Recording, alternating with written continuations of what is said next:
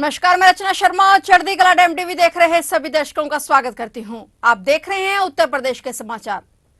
Bahujan Samaj party के प्रमुख मायावती के भतीजे आकाश आनंद और 4 अन्य के खिलाफ मुकदमा दर्ज किया गया है। उन पर आरोप है कि उन्होंने कल सीतापुर में एक चुनावी रैली के दौरान कथित तौर पर आपत्तिजनक भाषा का इस्तेमाल किया था। बता दें कि बसपा के राष्ट्रीय समन्वयक आकाश आनंद ने सीतापुर में एक चुनावी रैली को संबोधित करते हुए भाजपा सरकार की तुलना कथित रूप से तालिबान से की थी। उत्तर प्रदेश अपराध अभिलेख ब्यूरो की रिपोर्ट का हवाला देते हुए आनंद ने आरोप लगाया था कि भाजपा सरकार महिलाओं और बच्चों को सुरक्षा प्रदान करने में विफल रही है। आनंद ने रैली में कहा कि भाजपा चोरों की पार्टी है जिसने चुनावी बांड के जरिए 16,000 करोड़ रुपए हड़प लिए हैं। वहीं इस मामले की जानकारी देते हुए पुलिस ने बताया कि आनंद पार्टी उम्मीदवार महेंद्र यादव, श्याम अवस्थी, अक्षय कालरा और रैली के आयोजक विकास राजवंशी के खिलाफ विभिन्न धाराओं के तहत मुकदमा दर्ज किया गया है। पुलिस ने बताया कि रैली के दौरान हिंसा भड़काने और असंसदीय भाषा बोलने वाले भाषण दिए गए और यह आचार संहिता का उल्लंघन है, इसलिए आरोपियों के खिलाफ मामला दर्ज किया गया है। सीतापुर में 13 मई को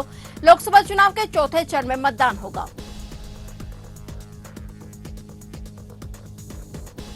लोकसभा चुनाव के छठे चरण के लिए नामांकन की प्रक्रिया सोमवार को शुरू हो गई है। छठे चरण के तहत दिल्ली की 7 सीट समेत 57 निर्वाचन क्षेत्रों के लिए 25 मई को मतदान होगा। निर्वाचन आयोग ने राष्ट्रपति की ओर से नामांकन प्रक्रिया शुरू करने की अधिसूचना जारी की।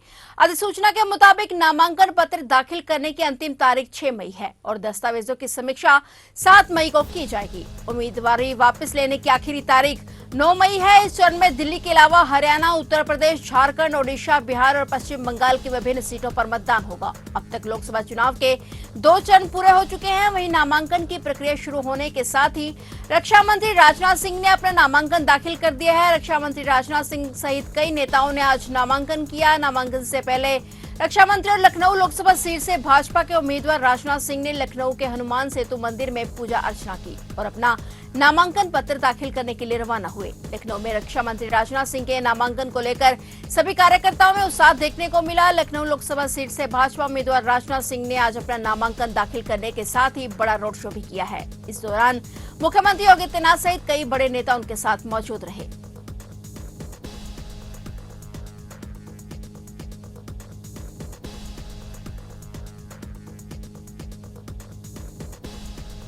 लोकसभा चुनाव के 2 चरणों की वोटिंग समाप्त हो चुकी है। अब सभी राजनीतिक पार्टियां तीसरे चरण के लिए जोरों शोरों से चुनाव प्रचार करने में जुटी हुई हैं। हालांकि अभी तक समाजवादी पार्टी के प्रत्याशियों को बदलने का सिलसिला थमने का नाम नहीं ले रहा है। एक के बाद एक सीट से बार-बार प्रत्याशी बदले जा रहे हैं। अब तक सपा 10 सीटों पर अपने प्रत्याशी बदल चुकी है। वहीं अब एक बार फिर से प्रत्याशी बदले जाने की अटकलें तेज हो गई हैं। सूत्रों की माने तो अब समाजवादी पार्टी प्रयागराज की फूलपुर सीट से अपना प्रत्याशी बदलने पर विचार कर रही है। कयास लगाए जा रहे हैं कि जल्द ही पार्टी इसकी घोषणा कर सकती है। बता दें कि प्रयागराज की फूलपुर सीट से मौजूदा उम्मीदवार अमरनाथ मौर्य हैं, जिनकी जगह अब पार्टी किसी दूसरे को टिकट देने पर विचार कर रही है। दरअसल प्रयागराज की फूलपुर सीट पर आज से नामांकन शुरू हो रहा है और प्रत्याशी बदलने की अटकलें भी तेज हो गई हैं। बता दें कि सपा 10 सीटों से प्रत्याशी बदल चुकी है।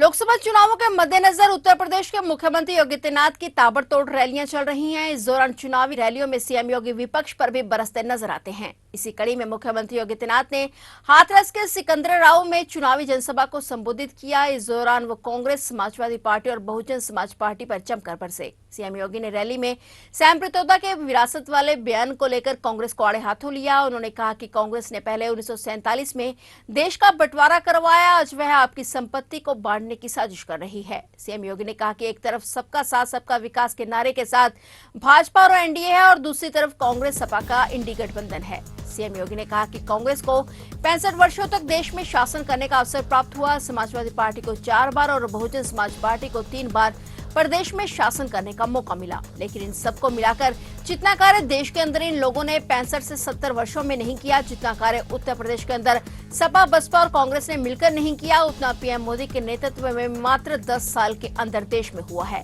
और 7 साल में भाजपा के नेतृत्व में उत्तर प्रदेश के अंदर हुआ है। इस जाति के सौदागर परिवार जाति के नाम पर आएंगे, परिवार का पेट भरेंगे और बाद में जनता की अमानत पर, उनकी इस इज्जत पर भी हाथ डालने का काम करेंगे। इन लोगों को दोबारा सत्ता में आने का कोई अधिकार नहीं।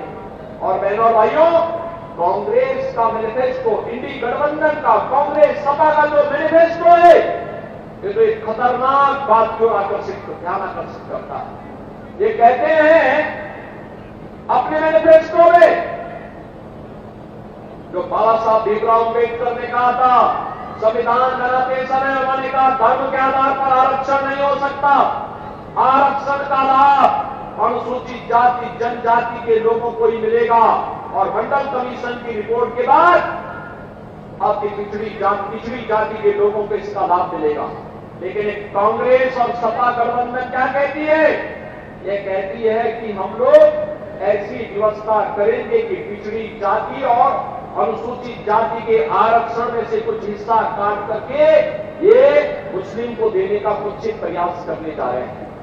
क्या आप इसको सफल होने देंगे? क्या हिंदुओं के हक में डकैती डालने की छोड़ देंगे? क्या इन्होंने पहले देश को बांटा, आज ये देश को 1947 में विभाजन करने के बाद आज इनकी दृष्टि आपकी संपत्ति पर आ गई। अब ये कहते हैं हर भारतीय की संपत्ति का सर्वे करवाएंगे। सर्वे करा करके फिर ये कहेंगे कि इसमें एक विरासत टैक्स लगेगा। और विरासत टैक्स के आधार पर क्या कहेंगे कि आपके बाप दादों की जो संपत्ति होगी, घर होगा, खेत होगा, खलिहान होगा, फिर उसमें कहेंगे कि इसमें से आधा संपत्ति में विरासत टैक्स में सरकार ले रही है और समाजवादी पार्टी और कांग्रेस के गुंडे उस संपत्ति पर कब्जा कर जाएंगे। क्या आप इसको स्वीकार करेंगे? क्या इसकी मंशा स्वीकार होने देंगे? क्या उत्तर प्रदेश में मौसम फिर से करवट लेने जा रहा है। 1-2 दिन लू के बाद तेज आंधी का दौर शुरू होगा। हल्की बरसात और बिजली भी गिर सकती है। अप्रैल बीतने के साथ ही पारे के कभी तीखे तो कभी नरम तेवर दिखाई दे रहे हैं। शनिवार को बादलों की मौजूदगी से मिली कुछ राहत के बाद रविवार को फिर धूप की तलखी ने बेहाल किया। प्रदेश में दिन का पारा सामान्य से 2.7 डिग्री तक अधिक बना रहा, लेकिन 2 दिन बाद फिर से कुछ राहत मिल सकती है। यहाँ मौसम विभाग ने बिजली गिरने की चेतावनी जारी की है। इसी के साथ आंधी चलने के भी आसार हैं। मौसम विभाग ने यूपी के 17 जिलों और आसपास के इलाकों में बिजली गरजने, चमकने और गिरने की चेतावनी जारी की है। तो ये थे उत्तर प्रदेश के समाचार। और नए समाचारों के साथ फिर से हाजिर होंगे। तब तक के लिए देखते रहिए चढ़ती कला टाइम टीवी।